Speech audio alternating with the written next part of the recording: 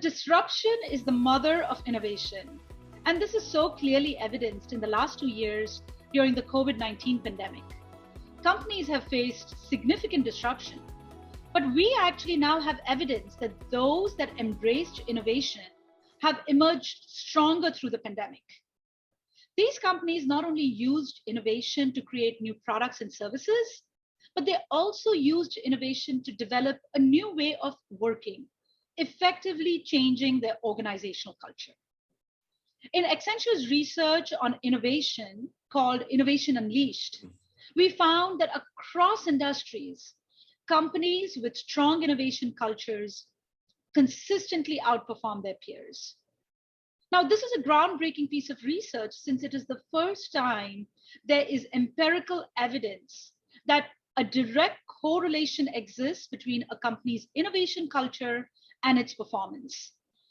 We surveyed C-suite executives at over 900 companies and middle and lower management executives at 500 companies to answer the fundamental question: how can you build a culture of innovation that drives sustained growth?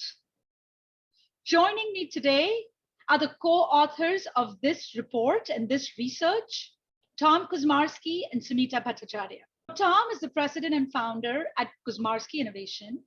He's co-founder of Chicago Innovation and Leadership Experts, having authored 7 books on innovation and leadership.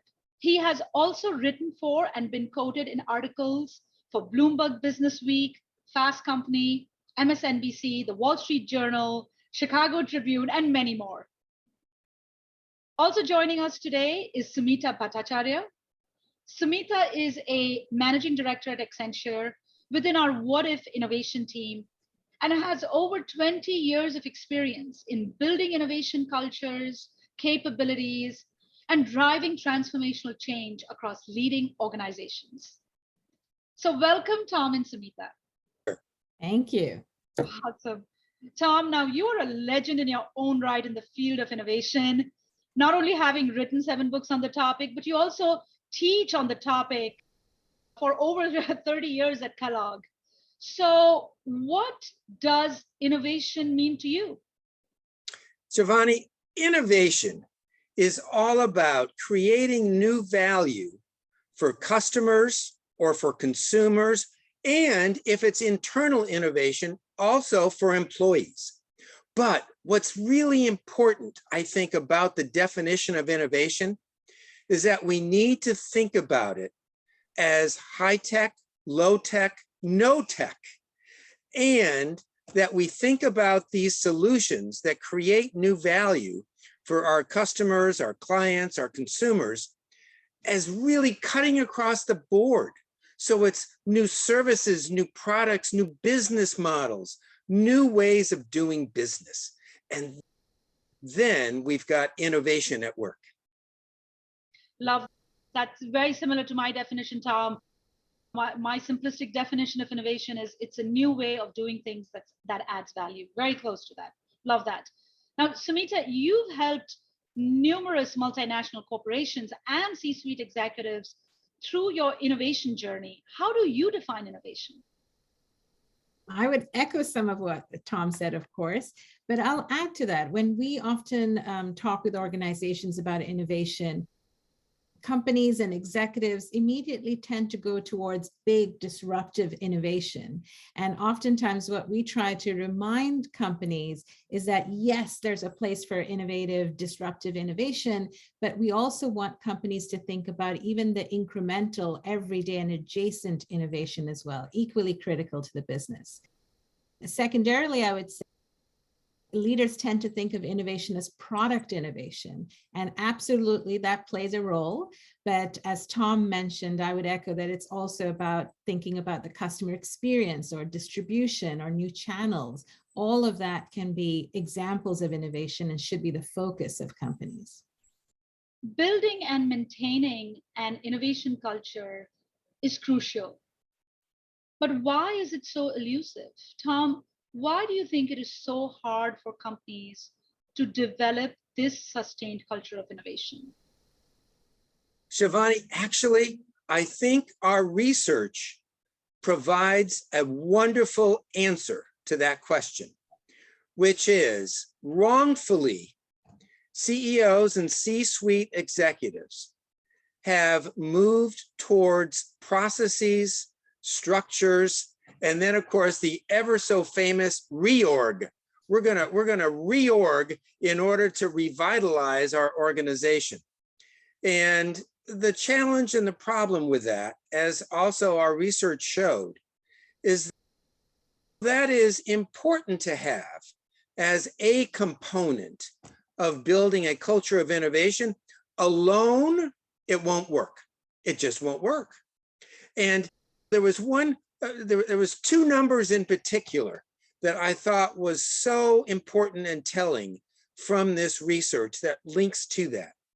And the two numbers are that 63% of the executives agree that culture, building an innovation culture, is key to successful innovation, 63%. But only 20% of the executives that we surveyed felt that they had the kind of culture today that will really foster innovation growth for the future. So there is recognition that culture is key to this, but I think the problem has been focusing just on structures. Sumita, would you like to add anything to that? Yeah, I absolutely agree with Tom and what the research said. I'll add one more perspective, which is that oftentimes organizations struggle with making what culture really means practical and real to their employees. So the aspect of this is what culture is, what are those mindsets and behaviors? How does that really show up in their day-to-day practices on the job?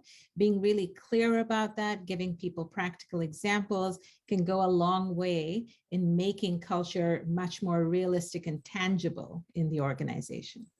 I like that, Sumita. And Shivani, I was just going to add one other thing.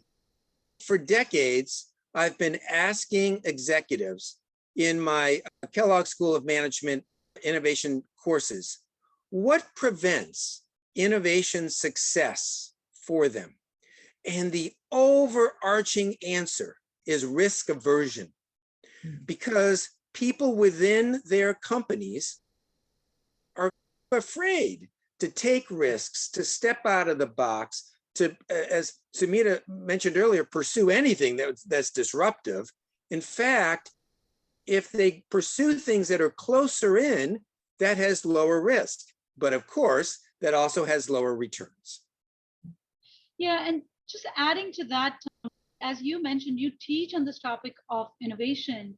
So from a theoretical perspective, what are you seeing companies do wrong? One is they don't pay attention to this, right? One of the fundamental things that they do wrong is they think, okay, I'm going to hire somebody to do innovation. And so they then put in place somebody to do this. That's impossible to do because innovation is a team sport. And you need a diverse, it can be a small team, but you need a diverse, cross-functional, multifaceted group of people to be able to tackle problems and generate new ideas and new ways of thinking, and ultimately take that all the way to a commercialized new service or new product or new business model in a way that leverages the talents of the people within the organization. So if you don't form that, and then lots of times what I'll hear is, oh, we don't have the resources to commit to 5 people. You want 5 full-time people on this team? And I'll go, well, yeah, you've got 5,000 employees. Let's try to find 5 that we could allocate to. And Sumita, you consult on this topic of innovation. So what are you seeing companies do wrong practically when they are trying to implement innovation? Yeah, I'll add one more statistic to the ones that Tom mentioned. Study, 82% of the executives felt that if they put the right structures in place, then innovation would thrive. And as Tom pointed out, that certainly is one piece of the puzzle, but not all of it. So in our work, we came up with what we refer to as the innovation value flywheel, of which structures is one component, but equally the mindsets and behaviors, equally important and perhaps even more so in making those structures and processes stick so that people not only take advantage of the processes, structures, and technologies, but show up in a wholly different way. And to add on what Tom said, oftentimes innovation is put on the side. It's another part of what we do, but a lot of what we're seeing in successful organizations, innovation is an everyday focus. And as Tom pointed out, it's a team sport and everyone has to have a focus on innovation. So certainly those are aspects that we see in the companies that we work with.